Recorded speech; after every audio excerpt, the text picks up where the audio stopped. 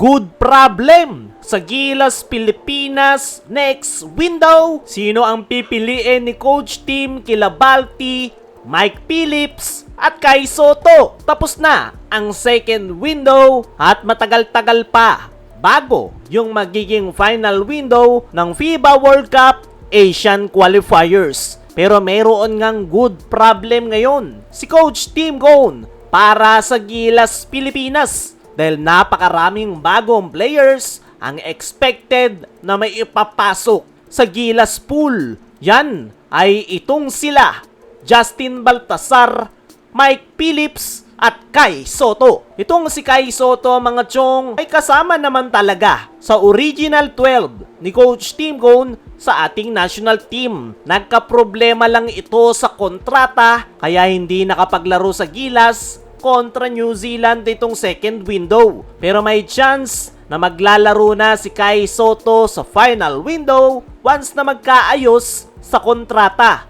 Pagdating naman dito kay Justin Baltasar, ay kasama na nga ito sa Gilas pool ni Coach Tim Cone at malaki yung naitulong sa Gilas Pilipinas nitong kakatapos lang na window. Dagdag rin itong si Balti sa frontcourt position ng Gilas Pilipinas at masasabi nating fit na fit nga ito sa international stage dahil sa skill set na mayroon ito na kayang sumabay sa ilalim at mayroon ding outside shooting. Bukod kay Balti, isa rin sa expected na may ipapasok sa Gilas pool next window ay itong panibagong local player na inaprubahan ng FIBA na si Mike Phillips, isang energetic big man na maaasahan sa loob ng painted area.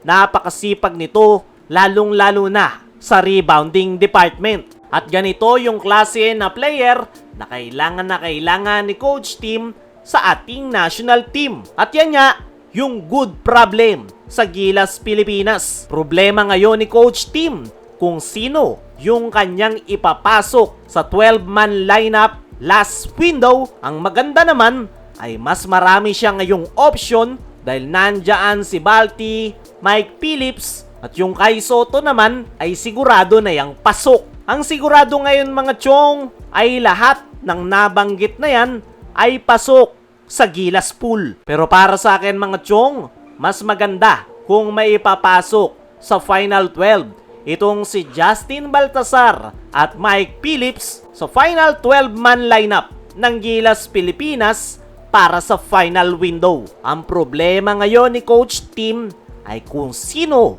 yung kanyang aalisin sa 12-man lineup para may activate si Baltasar at Phillips sa final 12. At yan nga yung magandang problemang kinakaharap ngayon ni Coach Tim Cone para sa Gilas Pilipinas. Pero ano't ano pa ang mangyari, sino man yung ipasok ni Coach Tim sa final 12 para sa final window, ay maganda yung future na paparating para sa ating national team. Mas magiging dangerous team ang Gilas Pilipinas kapag mas nakabisado na ng mga bagong players yung sistemang ginagamit ni Coach Tim na triangle offense. At kapag nangyari yan at kumpleto yung mga players, kayang-kaya na nating sumabay sa mga bigating kupunan kahit pa Australia man yan. Ang pinaka-poproblemahin na lang talaga ni Coach Tim ay yung preparation ng Gilas Pilipinas. Sana ay mas maging mahaba yung kanilang paghahanda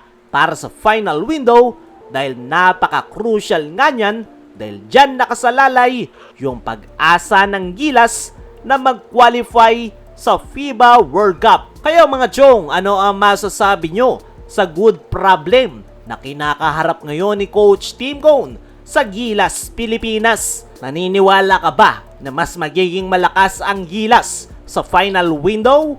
I-comment mo lang dyan sa ibaba.